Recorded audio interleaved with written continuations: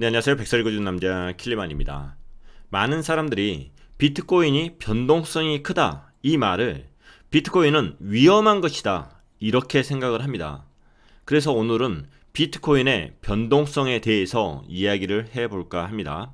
상당수의 경제학자들, 특히 현대재무이론에서는 변동성을 위험으로 포함을 시킵니다. 그렇기 때문에 오늘 이 이야기에 동의하지 않으시는 분들도 많이 있을 거라 생각을 합니다. 그것은 당연한 겁니다. 다른 의견에 대해서는 댓글 남겨주시면 감사하겠습니다. 자, 주식에는 이런 말이 있습니다. 변동성은 위험성과 거리가 먼 개념이고 같은 말이 되어서는 안 된다. 누가 한 말인지 아시죠? 바로 워런 버핏이 한 이야기입니다. 그러면 변동성은 무엇이고 위험성은 무엇일까요? 변동성이라는 것은 얼마나 위아래로 움직이냐는 것입니다.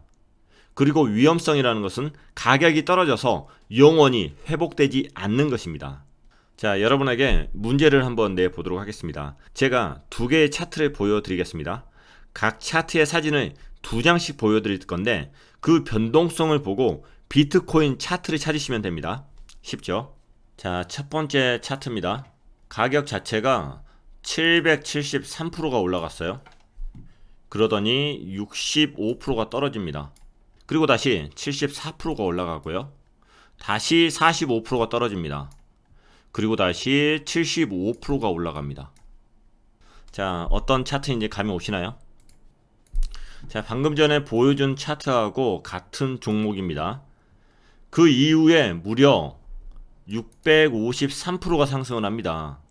물론 그 중간중간에 24% 하락, 33% 하락 이럴 때가 있었고요.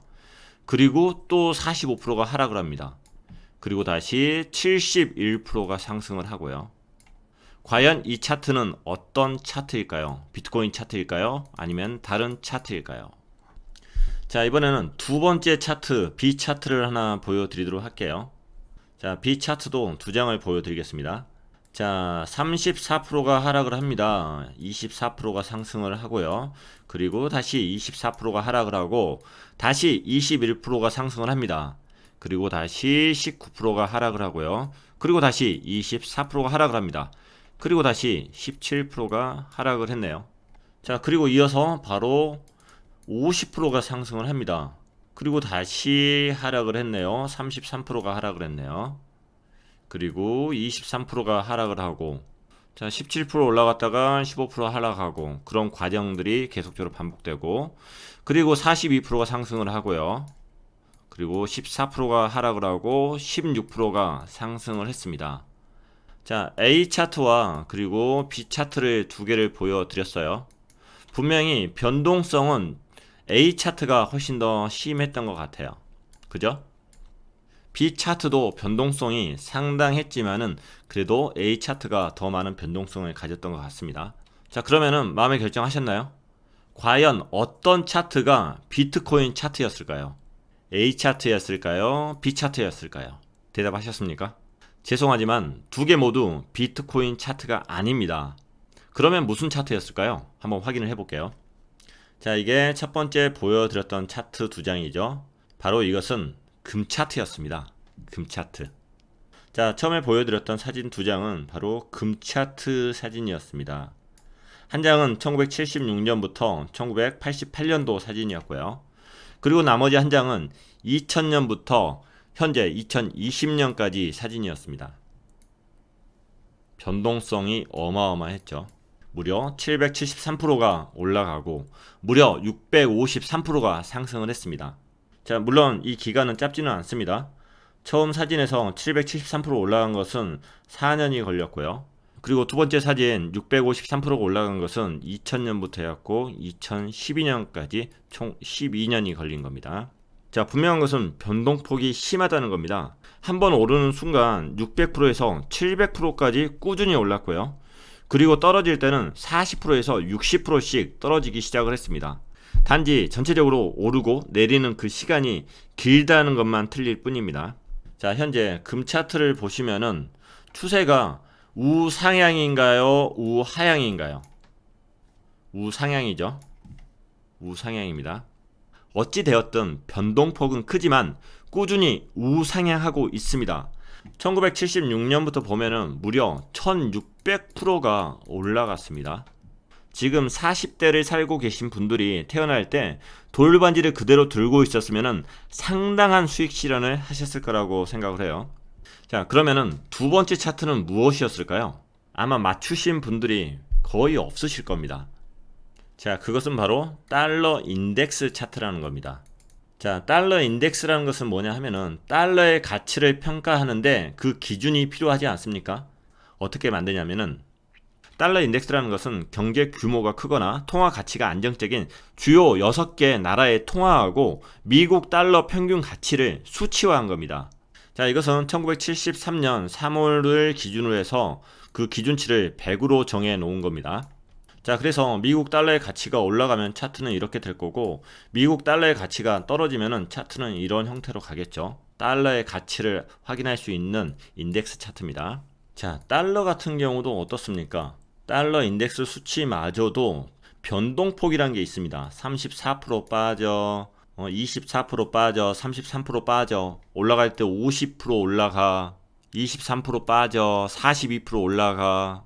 달러 인덱스도 분명히 변동폭이 상당합니다. 단지 금보다 변동폭이 작을 뿐이에요. 자, 여기에서는 1986년도 이전 것을 지원을 안 해주니까 제가 다른 자료를 하나 보여드리도록 할게요. 인덱스 차트가 처음 시작된 1973년도부터 지금까지입니다. 2017년인데 지금 현재는 이 정도 와 있어요. 자, 달러의 가치가 약세일 때 하락이 32%까지 있다 그리고 강세일 때 상승이 47%까지 있다고 합니다. 자, 여러분이 이 차트를 봤을 때 이 차트는 우상향인가요? 우하향인가요? 자, 여기 그려져 있죠. 장기 추세선이 꾸준히 떨어지는 것을 볼 수가 있습니다. 고점들이 계속해서 낮아지고 있고 저점들도 계속해서 낮아지고 있습니다. 분명히 추세선은 우하향으로 떨어지고 있습니다. 무슨 이야기다? 달러의 가치가 꾸준히 떨어지고 있다. 금보다 더 변동성이 없어서 안정적이라고 이야기하시는 분들도 계시겠지만은 장기 추세선을 보면은 우하향을 하고 있습니다. 자, 이것은 주요 6개 국가의 통화와 비교했을 때 그렇다는 겁니다. 만약에 금하고 비교하면 어떻게 될까요? 자, 제가 금 차트를 아예 뒤집어 봤습니다. 그래서 1976년부터 현재까지의 차트인데 이렇게 떨어지죠. 자, 무려 1541%가 하락을 했습니다. 자, 1566% 하락이면은 손실률로 계산을 하면은 94%가 하락을 했다는 거예요. 1976년도부터 해가지고 무슨 달러가 잡코인입니까? 90% 이상 하락하게. 하지만 이게 금하고 비교했을 때 달러의 가격은 이렇게 하락을 한 게 팩트입니다. 그렇다면 비트코인은 어떨까요? 비트코인 같은 경우는 가격을 0원부터 시작했기 때문에 어디서부터 찍어야 될지는 사실은 모르겠어요. 하락할 때 84%가 하락하고 72%가 하락하고 상승할 때 344%가 상승하고 그리고 올해 들어서 하락하고 나서 무려 146%가 또 상승을 했어요. 분명히 비트코인은 달러나 금보다 변동폭이 훨씬 큽니다. 하지만 변동폭이 위험하다는 것을 나타내는 게 절대 아닙니다. 금 같은 경우도 변동폭이 크지만은 끊임없이 우상향을 했습니다. 달러 같은 경우는 금보다 변동폭이 작고 안정적이었지만은 끊임없이 우하향을 하고 있고요. 단지 최근에 와서 그 가치의 끝부분이 살짝 올라간 겁니다. 자, 달러 인덱스인데 최근에 와서 코로나 사태로 인해서 달러가 굉장히 중요하다. 항상 위기에는 안전자산으로 몰리기 때문에 금이나 달러 쪽으로 몰립니다. 하지만 그 폭 자체가 크지가 않아요. 아직까지 달러 인덱스 차트 상으로 우하향에 있어서 변곡점을 만들지는 못했다. 이렇게 생각을 합니다. 그렇다고 해서 제가 비트코인 투자가 안전하다고 말씀드리는 게 아닙니다. 단지 변동성이라는 이 단어와 위험하다는 이 단어가 분명히 다르다는 것을 말씀드리고 싶은 거예요. 그래야지만이 오류에 빠지지 않습니다. 비트코인 가격이 자 이렇게 떨어지면은 위험해서 살 수가 없다고 덜덜 떱니다. 그런데 비트코인 가격이 올라가면은 위험하지 않다고 생각해서 매수를 합니다.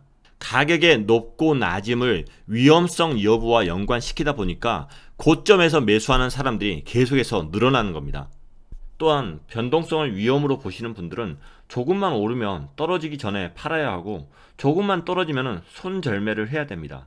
그래서 장기 투자자가 되지 못하고 단기 투자자가 되는 거고요. 그래서 드리고 싶은 말씀은 변동성이라는 단어와 위험성이라는 단어를 분명히 구분하셨으면 좋을 것 같아요. 투자자 입장에서 이런 변동성을 무시할 수도 있고 이용할 수도 있지만은 단지 변동성이 높다는 이유로 더 위험해졌다고 생각하면은 그 생각이 더 위험할 수 있습니다. 왜냐하면 그러한 생각 때문에 진짜 위험이 무엇인지 확인할 생각조차 하지 못하기 때문입니다. 그러면 진짜 위험이 무엇일까요? 아까도 말씀드렸듯이 가격이 떨어져서 영원히 회복되지 않는 게 진짜 위험입니다. 아니면은 가격 회복이 늦어져서 다른 것에 투자해서 수익을 올릴 수 있는 바로 그 기회 비용을 날려먹는 것이 진짜 위험인 거고요. 그러면 변동성에 놀라지 않고 위험을 줄일 수 있는 투자 방법은 어떤 게 있을까요? 그 이야기는 수많은 투자 고수들이 많이 했을 거라고 생각을 합니다. 저는 한 6개 정도로 정리를 해볼게요. 펀더멘틀을 먼저 공부하십시오. 주식 투자에만 펀더멘틀이 있는 게 아닙니다. 코인에도 분명히 있습니다. 코인은 위험률이 높기 때문에 주식보다 더 열심히 공부를 해야 합니다. 두 번째는 분산 투자하십시오. 수익도 중요하지만 위험률을 분산하는 것은 더 중요한 투자 방법입니다. 세 번째는 분할 매수를 하셔야 됩니다. 변동성이라는 것은 어느 누구도 예측을 할 수가 없습니다. 내가 생각한 것보다 더 많은 하락이 생길 수도 있습니다. 그리고 더 오래 걸릴 수도 있는 거고요.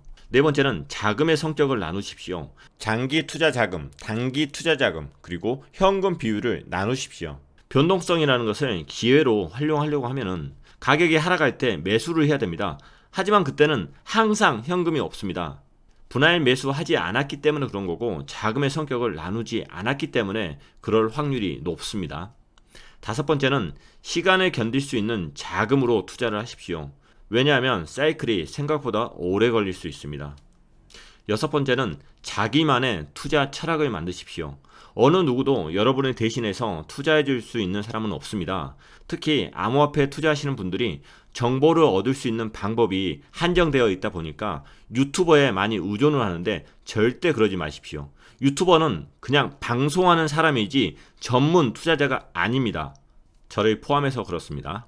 자, 잔소리가 길어지면 실효요가 많이 생기니까 이 정도로 오늘 방송 마무리하도록 하겠습니다. 자신이 투자한 프로젝트의 펀더멘트를 확인하지 않고 그리고 자본주의가 어떻게 작동하는지도 모르고 돈만 벌겠다고 투자하는 것, 그것 자체가 위험이라고 생각을 합니다. 위험은 최대한 피하시고 변동성은 최대한 기회로 잘 활용하시기를 바라겠습니다. 감사합니다.